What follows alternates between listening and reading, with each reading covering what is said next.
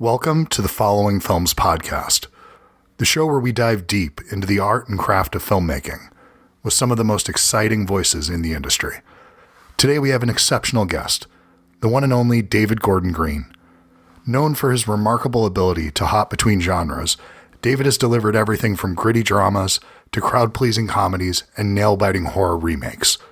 Today, he's here to talk about his latest film, Nutcrackers. Nutcrackers is a big, bold comedy that delivers on all fronts. Starring Ben Stiller, it's a laugh-out-loud exploration of the chaos of parenting unruly nephews, all wrapped in a story that's filled with surprising emotional depth. Under David's expert direction, the film strikes that elusive balance between absurd humor and heartfelt moments, scratching the itch for character-driven comedies that are as warm as they are hilarious. We'll discuss the creative process behind Nutcrackers, how David approached blending over-the-top comedy with genuine heart, and why films like this are more important than ever. I hope you enjoy the show. Thanks.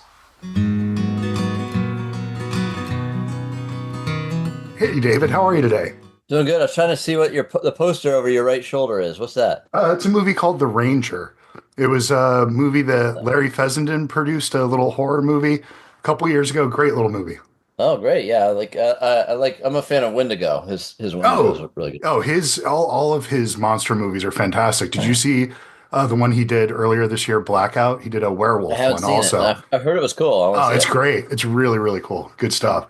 But that kind of ties into my first reaction of your film, of Nutcrackers, was every once in a while, a movie feels like it's inside my DNA, where it's just, there's something that is so deeply written, where it's like, it's so personal. It's like, how are they this much inside me? Where I'm 48 years old. So I grew up with a love of these movies about sort of alternate families and, like the Bad News Bears and even something like Harold and Maude. But then to a larger degree, something like, a movie like Overboard was really important when I was a kid. And you're playing in that world, but you also do it in a way that's completely your own, where when I'm watching the opening sequence of this, I'm thinking of Who Can Kill a Child. I'm not sure if you're familiar with that movie or not. Yeah. But it's the way you keep the kids at an arm's distance for the first 15 minutes of this movie. It felt almost like you're playing into the way that like a slasher would or a horror film would, but you're really protecting the kids more than anything. You're keeping them at this arm's length as a way of guarding them from the audience. But it feels like you're hiding something from us to some degree. And it's just this thing that, going back and rewatching it, because I've watched the movie twice now, it's just plays wildly different the first and second time. And I'm wondering, was that a conscious choice or just something I'm throwing into it? It was. I love your references because that kind of nails what we're setting out to do with the movie. And in terms of the opening kind of mystery of the kids, I was looking at, I don't know if you know the short film A Day with the Boys. Oh my God. Yeah, of course. Okay, that makes more haunting sense. Quality. There's also a movie called Bless the Beasts and Children that I really love. It's about these kids in Buffalo. And so it's trying to find, I was getting into the head of myself as a kid in a lot of ways and thinking like, what is something that is kind of aspirational, that feels like a fun throwback to the movies we grew up in, a movie that I could share with my kids. Yeah. I have 13-year-old sons that are now friends with these guys, and they sleep in the barn with them when they go and hang out on the farm. And so it's trying to find movie references, Uncle Buck's and the Home Alones in that kind of wheelhouse. But the Overboard and Bad News Bears were top of the list of influences. Just the ones where there's a little saltier kids. Yeah. There's a Kenny Rogers movie called Six Pack that I loved a lot as a kid. A race car driver and these orphan kids. Those. So it's leaning into those tropes and trying to make something that feels family friendly, audience accessible. I've spent a lot of my career making weird little indie movies that you can find a fun niche audience for, but haven't really been able to expand beyond that because of whatever eccentric qualities I was adding to it. Part of my science experiment here was, can I bring enough of the textures that I find very personal and inspirational, but also experiment with things like a happy ending? I've never made a movie with a happy ending before. And I've made a lot of movies, but never that simple ingredient has never been a part of it. So I wanted to see what that felt like as a filmmaker. So we really designed it with uh, um, a kind of deceptively complex list of ambitions that we wanted to reach toward. Well, I think that comes across in the movie though, because it's something where you talk about this happy ending, and that's something that can be very jarring when it's not earned.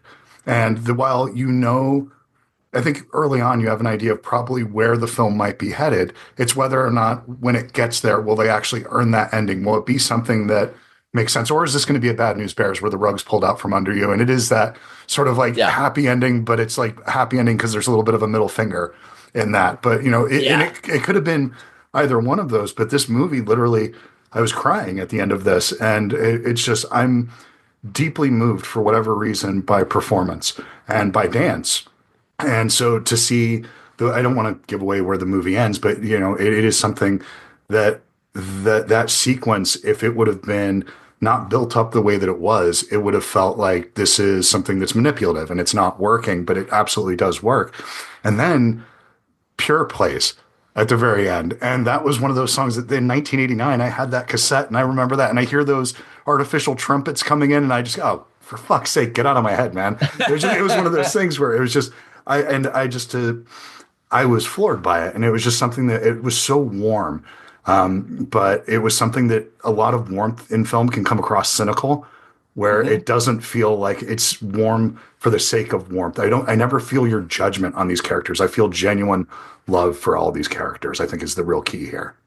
I think if you all that's great because that's what we're wanting to make. And coming off of a run of horror movies and just the headlines in the world and the heaviness of so many of the issues around us, like, is there a way that, like when we were kids in the 80s, that we could um, run away to the arcade, run away to the mall, the multiplex, and find a little bit of an escape from all the annoying division and things, and find movies that are cozy, that are comfort food, that bring us together, and we want to watch with our.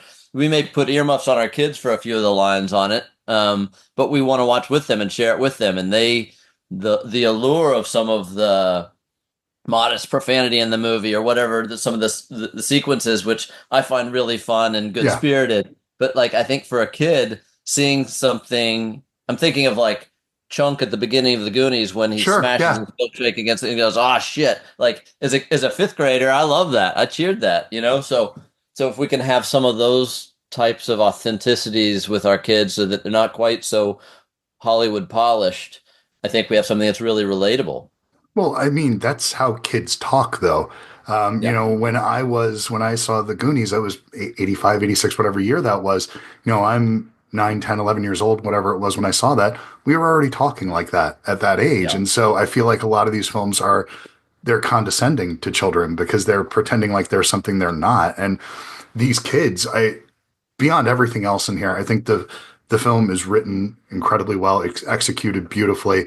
I love the look of this film, but more than anything, it's the casting of these four kids is the thing that is the magic trick of this movie. Are they brothers? Is that because so I went to film school with this woman. We became roommates and very close friends, and she worked on my first. She was one of the second cinematographers on my first film, George Washington, yeah, and worked on my first three movies, and then went back to her family farm and fifth generation farmer. So she went back, and rather than continuing on the filmmaking circus with a lot of our colleagues and friends, she went home and had four sons. And so these are her kids. And we used to have farm parties at this farm. This is where at the summer, during the summer in college, we'd all go to her and have like a hog roast on her farm. So I have this great nostalgia for this town in Ohio where she lives. And then a couple of years ago, I had a cameo in Luca Guadagnino's movie Bones and All. So he had me come out to rural Ohio, and I was like, I was 15 minutes from her farm where we were filming, and I called her up and said, "I'm coming out, hang out on a Sunday afternoon and hang out with the kids and see the farm. I hadn't been there in years." And you see the kids at that age. This was a couple of years ago, and they just had this charisma, this kind of confidence and craziness, and they were driving tractors and managing all the animals, and they have these responsibilities. And then I knew they had taken ballet classes, but she was showing me videos of them doing a Nutcracker, and I said, "No, this is really interesting. There is something here." And so then I brought my friend Leland out to write the script, meet the kids, write the script, and kind of huddle with me on how we could go about capturing that authenticity of these kids, but make something that felt like a fun within the formula family film. Yeah. And that was the whole strange experiment of it. Well, and there's the way that you let them talk at times that it doesn't feel scripted. Something like as simple as the way that at the end of the film when they're talking about how powdery the donuts are. It's something that it doesn't feel like anybody would ever sit down and write that line. I don't know if that was written or not, but That it's was not written. okay. Yeah. Yeah. But it was. Oh, and that other one that I love their contribution was break a salad dressing. Oh, that You was know, theirs too. Same that was same the scene. Yeah. so they just come up with this stuff we would workshop scenes, and we had an acting coach because they'd never been in front of a camera before, and so we would workshop the scenes and make sure we had a point A and a point B, and then always had in that case Linda Cardellini as a brilliant guide, or often Yeah. through the movie Ben Stiller was there as a kind of driving force of a narrative, because he can play with anyone. Like that guy is Yeah. so skilled at the most, I don't know, acclaimed and trained thespian to these just raw and uncorrupted kids, you know? So it was just really fun to be able to see him as the pilot of some of these scenes. We just had to put a camera in the right place.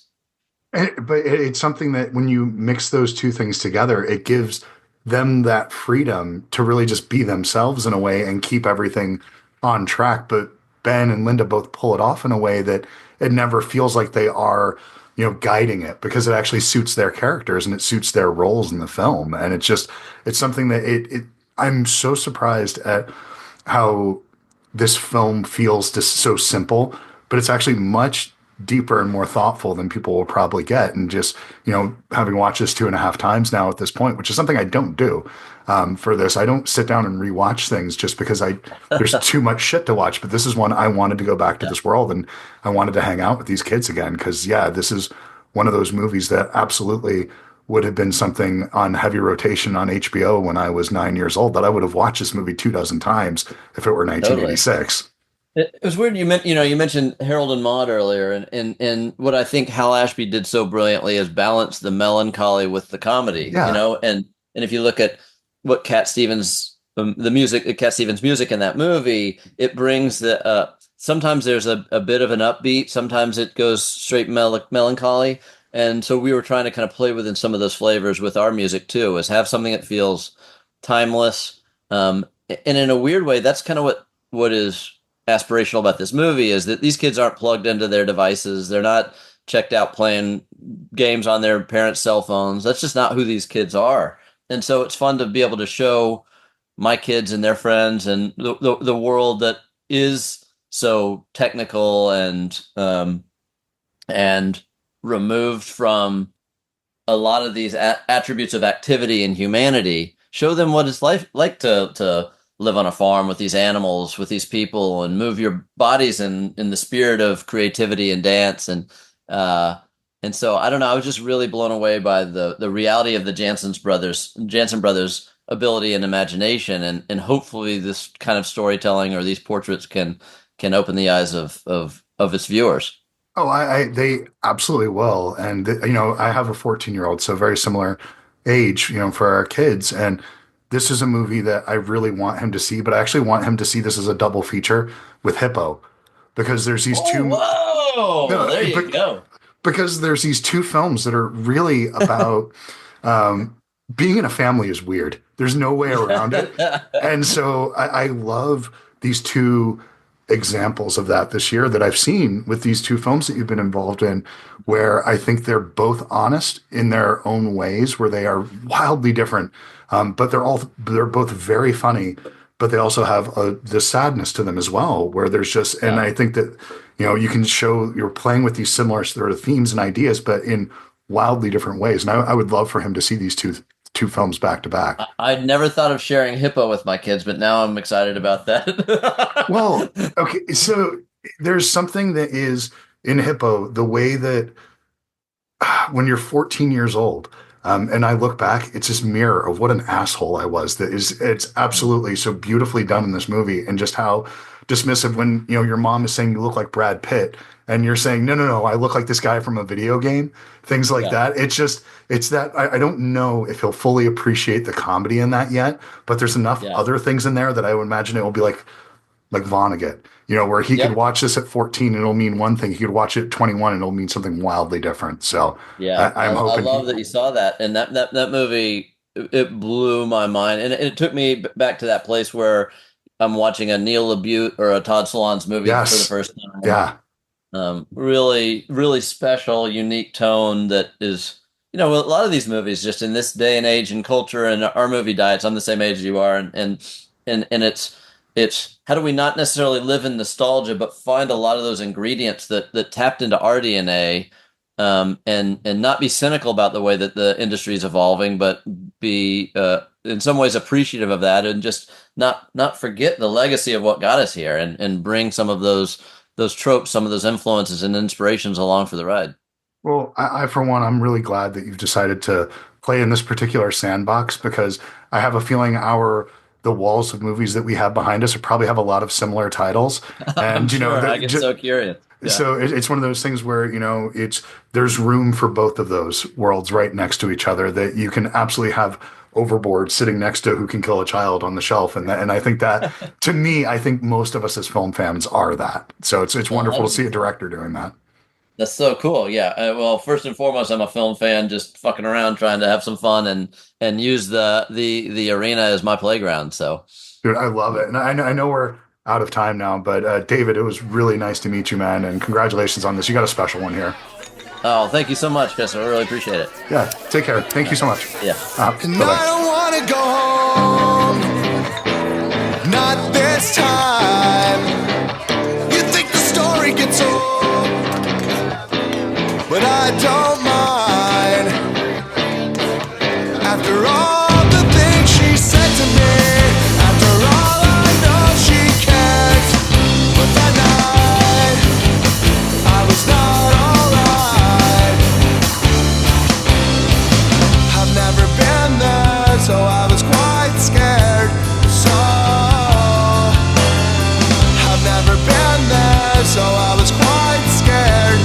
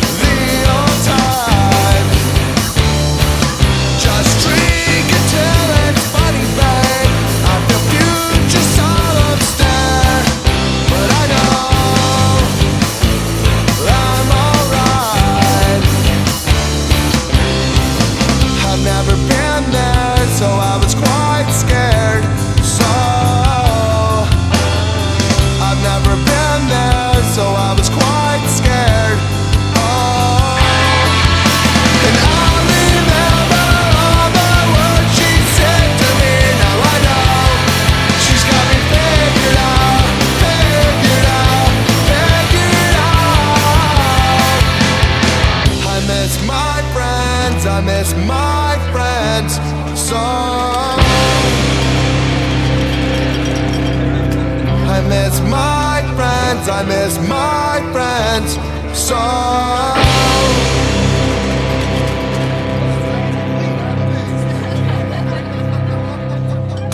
am not going to feel good tomorrow, though. I got a feeling I got one of those hangovers.